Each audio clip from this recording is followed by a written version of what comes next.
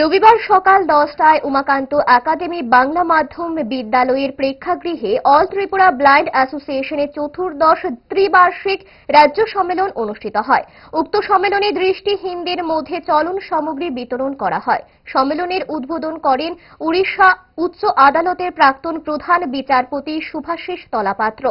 এছাড়াও সম্মেলনে প্রধান বক্তা হিসেবে বক্তব্য রাখেন বিশিষ্ট আইনজীবী এবং মানবাধিকার কর্মী পুরুষোত্তম রায় বর্মন। রাজ্যের বিভিন্ন মহকুমা থেকে 150 জন প্রতিনিধি সম্মেলনে অংশগ্রহণ করেন। পরবর্তী সময় সংবাদ মাধ্যমের সামনে পুরুষোত্তম রায় বর্মন বলেন, দুর্ভাগ্যের বিষয় মুখ্যমন্ত্রীর সঙ্গে ত্রিপুরা ব্লাইন্ড অ্যাসোসিয়েশনের 7 বার দেখা করার চেষ্টার পরেও একবারও তারা মুখ্যমন্ত্রীর সঙ্গে সাক্ষাৎকারের সুযোগ পাননি। ত্রিপুরা ব্লাইন্ড অ্যাসোসিয়েশনের চতুর্দশ ত্রিবার্ষিক সম্মেলন, এই সম্মেলন আমি উপস্থিত হয়েছি। সম্মেলনে কিছুক্ষণ পূর্বে সমিতির সম্পাদক তার সম্পাদকের রিপোর্ট পেশ করলেন। সেই রিপোর্টে একটা বিষয় জেনে আমি খুব আহত হয়েছি যে তারা গত 7 বছর ধরে আমাদের রাজ্যের মুখ্যমন্ত্রীর সাথে দেখা করার জন্য চেষ্টা করছেন, কিন্তু গত 7 বছরে তারা একবারের জন্য মাননীয় মুখ্যমন্ত্রীর সাক্ষাৎকারের সুযোগ পাননি।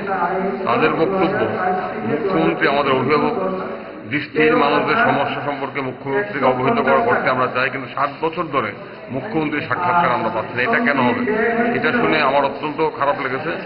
এই বিষয়টা রাজ্য সরকারের কাছে আমি বলবো, মাননীয় মুখ্যমন্ত্রীর কাছে অনুরোধ করব, উনি যাতে ওনার নানাবিধ কর্মসূচির মধ্যে এই অল ত্রিপুরা ব্লাইন্ড অ্যাসোসিয়েশনের কথা শুনেন, দৃষ্টিহীন মানুষদের সমস্যা প্রতিকারে উদ্যোগী হন।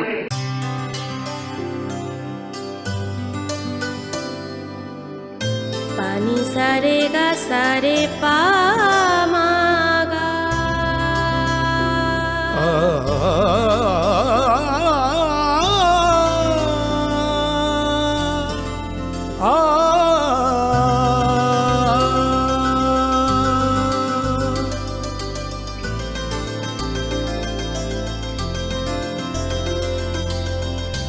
স্বর্ণকমল জুয়েলার্স, আপনার চেয়ে আপন।